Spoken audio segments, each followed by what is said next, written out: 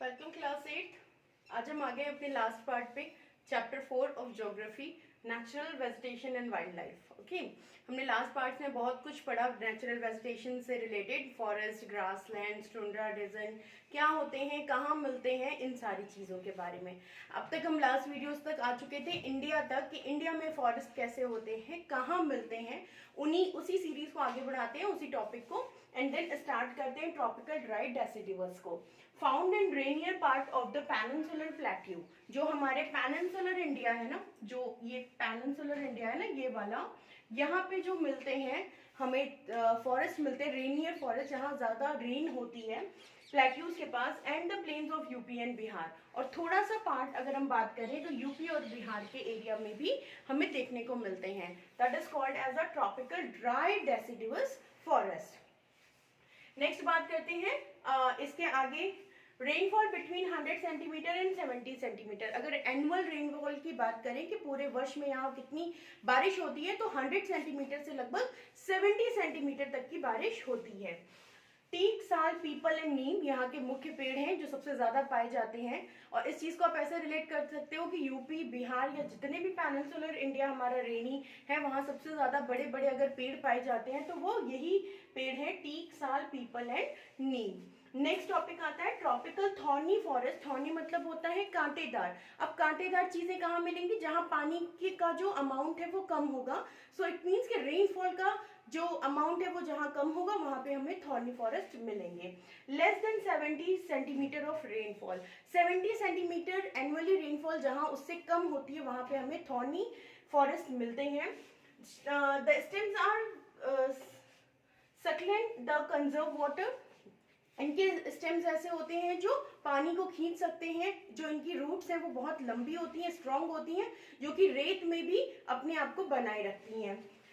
इनके एग्जाम्पल्स हैं palm, cacti, euphorbias and are the main plant of species. जो मुख्य जातियां हैं जो इस जगह पे पाई जाती हैं, डेजर्ट एरिया आप एक तरीके से कह सकते हो, सो दैट वहां पे क्या मिलते हैं, मोस्टली पाम्स और कैक्टी पाए जाते हैं। अगर आपको याद हो तो जो सऊदी अरेबिया एरिया है या दुबई है, ये सब कैसे है, डेजर्ट एरिया है, और वहां मोस्टली हमें सबसे ज्यादा क्या देखने को मिलते हैं, वहां के डेजर्ट्स में कैक्टी या फिर palm.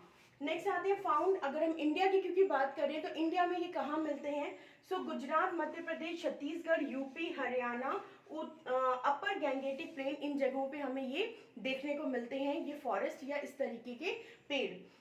Tropical dry evergreen forest. Tropical dry evergreen forest, हमें पता है हमारे ट्रॉपिकल एरियाज क्या होते हैं हीट जोन में, ठीक है। हीट जोन में ट्रॉपिकल और सब ट्रॉपिकल, उस एरिया में जो फॉरेस्ट पाए जाते हैं उन्हें ट्रॉपिकल ड्राई एवरग्रीन फॉरेस्ट होते हैं, और जो सब ट्रॉपिकल एरिया में पाए जाते हैं this is called as a sub tropical dry evergreen forest. Dry evergreen मतलब सूखे हैं बट हरे भरे रहते हैं थ्रू आउट द ईयर। ऐसे पेड़, ऐसे जो फॉरेस्ट हैं जिसमें ऐसे पेड़ हैं जो लगभग पूरे साल हरे भरे रहते हैं, और ड्राई, वहां का जो क्लाइमेट है वो कैसा है, ड्राई है। सो यहाँ पे हमारा ये फिनिश होता है कि इंडिया में कितने तरीके के हमारे फॉरेस्ट पाए जाते हैं। नेक्स्ट टॉपिक हम बात करेंगे फॉरेस्ट, हमारे पूरे इंडिया में कितने जो लैंड है वो फॉरेस्ट के पास है, या वो कंज्यूम की गई है, कंजर्व की गई है फॉरेस्ट के लिए। ओके, सो बात करते हैं India has an area, India has an area approx 752.3 kilometres, है ना, सॉरी लाख किलोमीटर। ये एरिया कंजर्व किया गया है बाय द फॉरेस्ट, ठीक है। इस पूरे एरिया में फॉरेस्ट है हमारे इंडिया में। इस डेजर्ट को याद रखेंगे आप, 752.3 लाख किलोमीटर। नेक्स्ट बात करते हैं कि किस तरीके के फॉरेस्ट हैं, ये आपको ये भी जानना चाहिए। रिजर्व्ड फॉरेस्ट की बात करें तो दिस इज 40.1 लाख हेक्टेयर इसका है। नेक्स्ट है प्रोटेक्टेड फॉरेस्ट।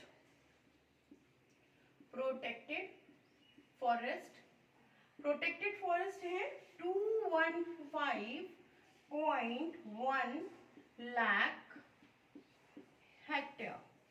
ओके, नेक्स्ट आते हैं अनक्लासिफाइड। बहुत सारे ऐसे भी हैं जिन्हें अभी तक बाय द गवर्नमेंट क्लासिफाइड ही नहीं किया गया है, बस इतना पता है कि ये हमारे फॉरेस्ट हैं।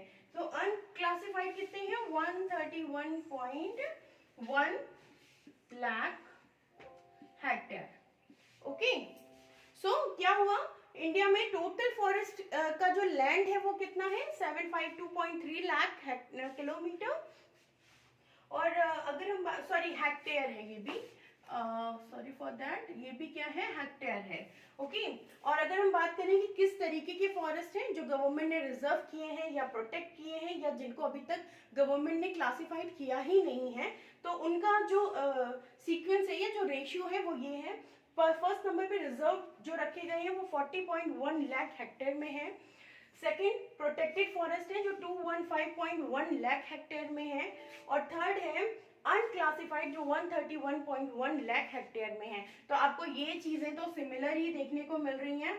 0.1 लाख हेक्टेयर, यहाँ वाले डिजिट आपको लर्न करनी है।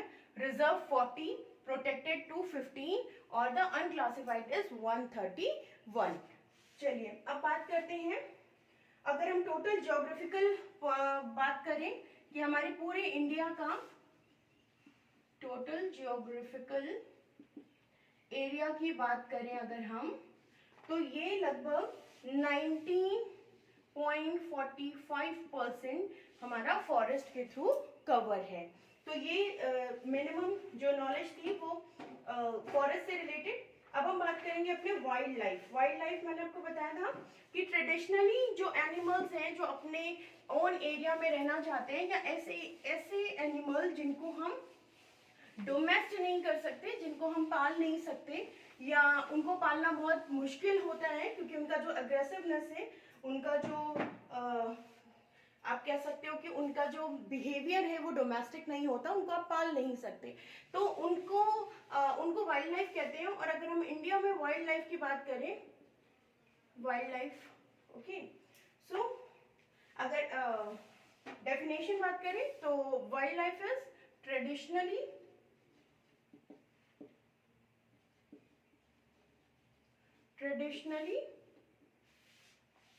refers to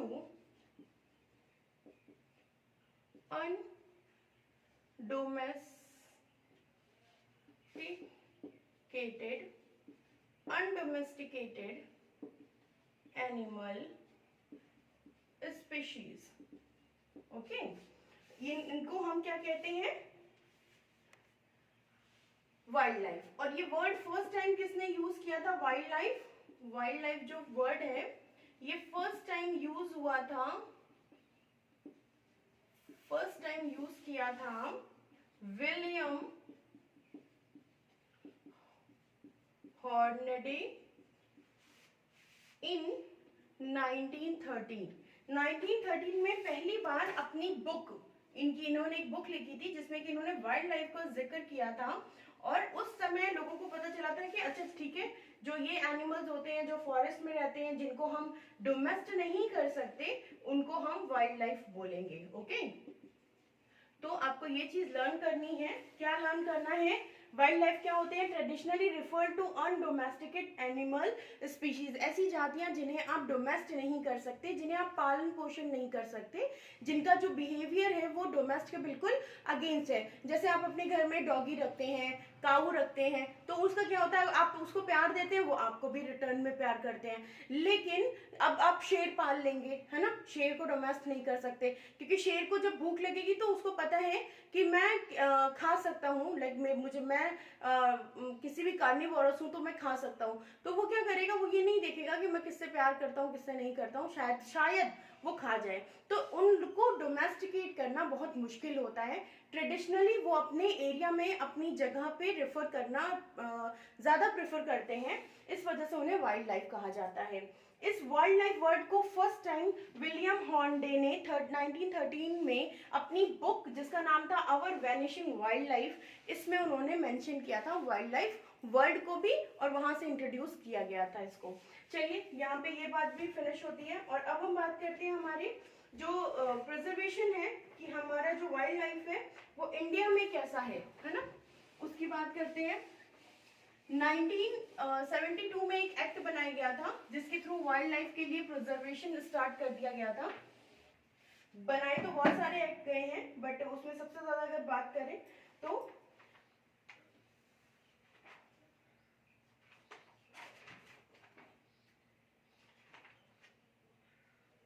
wild life protection act in India. So wild life protection आपके बुक में अलग अलग स्पीशीज दी हुई हैं, कि जैसे गैंगेटिक डॉल्फिन है जो हमारे सिर्फ इंडिया में पाई जाती है। ऐसी बहुत सारी जातियां हैं जो सिर्फ इंडिया में पाई जाती हैं, वो आप अपनी बुक रीड करेंगे तो उसमें डिफरेंट डिफरेंट स्पीशीज आपको पता चल जाएंगी। तो अभी हम फिलहाल बात करेंगे वाइल्ड लाइफ प्रोटेक्शन की। अगर मैं आपको सिंपल वर्ड्स में बताऊं कि वाइल्ड लाइफ प्रोटेक्शन की जरूरत क्यों पड़ती है, तो वाइल्ड लाइफ अगर कोई स्पीशीज ही खत्म हो जाएगी तो हमें उसके ना बेनिफिट्स पता है ना उसके लॉसेस हमें कभी पता चल पाएंगे। जैसे डायनासोर आज हमें पता है, लेकिन हमारा शायद सिर्फ इमेजिनेशन है या ये एक फैक्ट है, अभी तक ये चीज क्लियर नहीं हुई है ना। तो हम क्या इमेजिनेशन करते हैं कि इतना बड़ा कोई जानवर रहा होगा, वो कार्निवोरस भी रहा होगा, हर्बीवोरस भी रहा होगा, शायद वो फ्लाइंग भी करता होगा। मतलब सब इमेजिनेशन, कुछ फैक्ट्स है, कुछ इमेजिनेशन से मिक्सअप करके बनाया गया है। तो ऐसे ही अगर धीरे धीरे आप समझिए कि सारे वाइल्ड लाइफ खत्म हो जाएंगे तो आने वाली जनरेशन हमारी उनको कभी देख ही नहीं पाएगी। हम सिर्फ पिक्चर्स में दिखाएंगे कि ये देखो ऐसा टाइगर हुआ करता था, ऐसा लॉयन हुआ करता था, और या जो भी हम जितने भी वाइल्ड लाइफ की बात करें। तो वाइल्ड लाइफ प्रोटेक्शन बहुत जरूरी है हमारे एनवायरनमेंट को भी बैलेंस करने के लिए, और एक नेक्स्ट जनरेशन को उसके बारे में बताने के लिए भी। तो हमारे इंडिया ने इससे रिलेटेड कौन से स्टेप्स उठाए हैं उनके बारे में बात करते हैं। Wildlife protection by the Indian government बात करते हैं। इट्स इनएक्टेड और launch in a laws by the, इसके लिए कानून बनाया गया था सबसे पहले 1972 में, और इसका नाम दिया गया था वाइल्ड लाइफ प्रोटेक्शन एक्ट।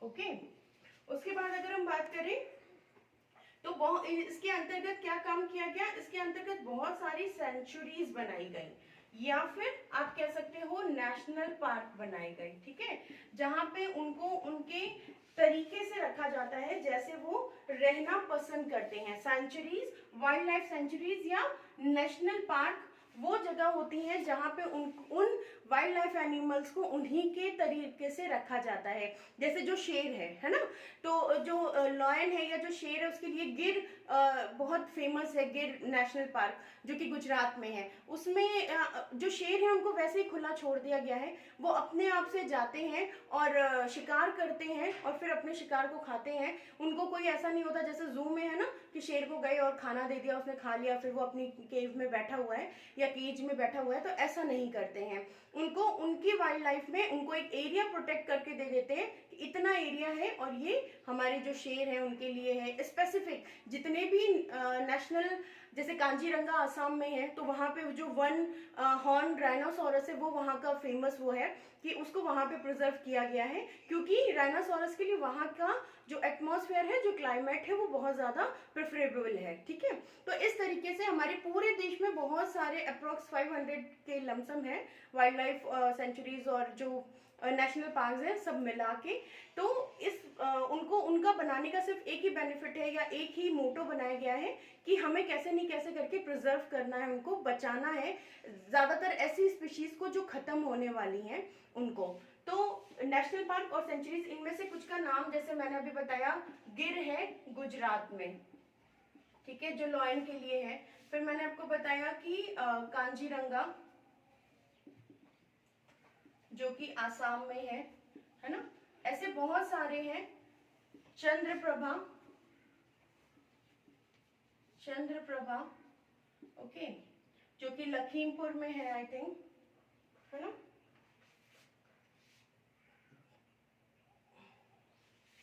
ठीक है, बात करते हैं किसली, कान्हा किसली, कान्हा किसली, ये कान्हा किसली एमपी में है, ठीक है। अब अगर हम बात करें दुधवा, बहुत फेमस है उत्तर प्रदेश का दुधवा, ठीक है। दुधवा नेशनल पार्क है ये, है ना, उत्तर प्रदेश में। उसके बाद पेरियार,